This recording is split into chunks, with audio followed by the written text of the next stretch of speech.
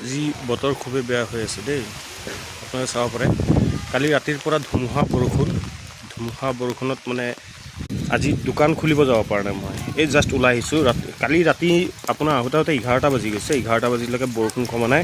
এতিয়া জাষ্ট উঠিছোঁ টোপনিৰ পৰা। ৰাতিপুৱাৰ পৰা ধুমুহা দি আছে। ধুমুহা লৈ পেলাই মানে শুই আছোঁ আৰু উপায়টো নাই, কি কৰিম, দোকানো খুলিব পৰা নাই। পূৰা বৰষুণ দি আছে। মই এতিয়া তিতি আছোঁ বৰ্তমান। ছাতিডাল লৈ গুচি গ'ল। খিচিৰি বনাব দিছিল যে, খিচিৰি কাৰণে মানে কি আপোনাৰ কেঁচা জলকীয়া শেষ হৈ গৈছে। কেঁচা জলকীয়া আনিব গৈছে, ছাতি লৈ গুচি গৈছে। মই অলপ আপোনালোকক দেখাই আছোঁ বতৰ কি হৈছে। আৰু ধান খেতি মানে কি কালি ধান কাটিব লৈছিল,